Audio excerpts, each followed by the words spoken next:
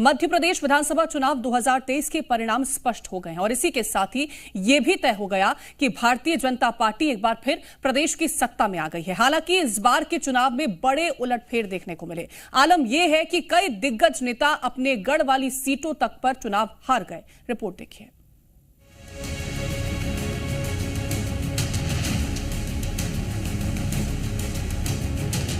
मध्य प्रदेश चुनाव के नतीजे सभी के सामने हैं। प्रदेश में बीजेपी ने एक बार फिर पूर्ण बहुमत के साथ सरकार बना ली है और वहीं इस बार बीजेपी ने प्रदेश की 230 में से 163 सीटें हासिल करके नया इतिहास लिख दिया है, तो वहीं कांग्रेस मात्र 66 सीटों पर सिमट गई है।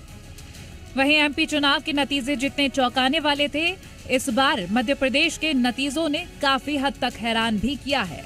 जहां एमपी के चुनावी नतीजों में कई दिग्गज धाराशायी हुए, तो जनता के जनादेश ने बड़े बड़े दिग्गजों को ऐसी पटखनी दी कि किसी का राजनीतिक भविष्य खत्म होने की कगार पर है और तो और किसी को 5 साल का वनवास भी मिला है।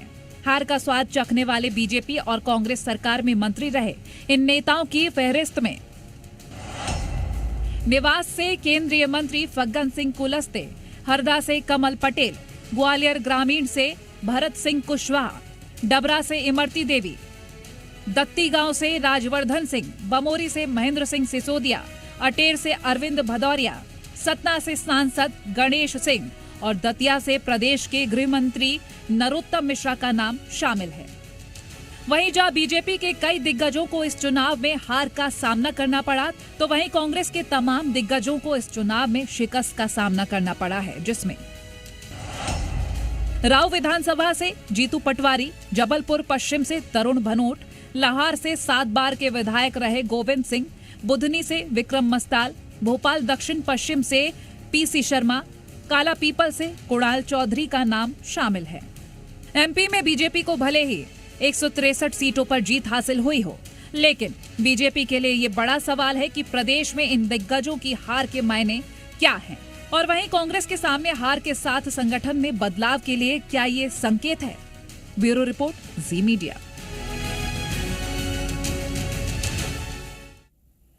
मध्य प्रदेश के साथ छत्तीसगढ़ में भी बीजेपी ने भारी बहुमत के साथ जीत हासिल की, तो कांग्रेस को करारी हार का सामना करना पड़ा। वहीं प्रदेश में कांग्रेस के तमाम मंत्रियों को हार का सामना करना पड़ा, तो बीजेपी के तमाम दिग्गज भी चुनाव में धाराशायी हो गए।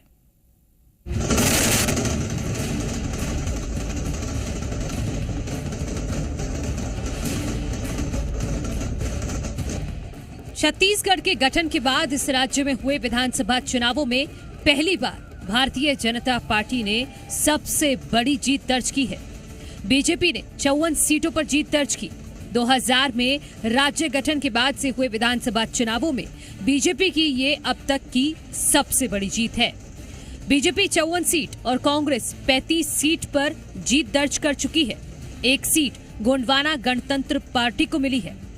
छत्तीसगढ़ में जिस तरह बीजेपी ने बहुमत हासिल किया है, उसका शायद ही किसी ने अनुमान लगाया था, लेकिन इससे भी ज्यादा हैरानी की बात तो ये है कि कांग्रेस पार्टी के उन दिग्गजों ने हार का मुंह देखा, जिनके बारे में पार्टी पूरी तरह से आश्वस्त थी कि ये अपनी अपनी सीटों पर जरूर जीतेंगे। तो चलिए आपको कांग्रेस के उन दिग्गजों के नाम बता देते हैं जिन्होंने चुनाव में हार का मुंह देखा है।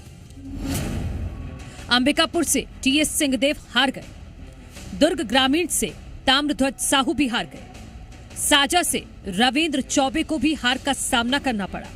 कवर्धा से मोहम्मद अकबर भी नहीं जीत पाए। नवागढ़ से गुरु रुद्र कुमार हार गए। सीतापुर से अमरजीत भगत भी हार गए। आरंग से शिव कुमार डहरिया भी अपनी सीट नहीं निकाल पाए। कोरबा से जयसिंह अग्रवाल को भी हार का सामना करना पड़ा। कोंडागांव से मोहन मरकाम भी अपनी सीट नहीं बचा पाए। और अब आपको बीजेपी के उन दिग्गजों के बारे में बताते हैं जिन्होंने चुनाव में हार का सामना किया। पाटन से विजय बघेल हार गए। भिलाई नगर से प्रेम प्रकाश पांडे को भी हार का सामना करना पड़ा। जांजगीर चांपा से नारायण चंदेल भी अपनी सीट नहीं बचा पाए। छत्तीसगढ़ में बीजेपी ने प्रचंड जीत हासिल की और इस जीत के पीछे मोदी फैक्टर बताया जा रहा है। फिलहाल अब इंतजार है कि पार्टी किसे मुख्यमंत्री की कुर्सी पर बिठाती है। ब्यूरो रिपोर्ट, जी मीडिया।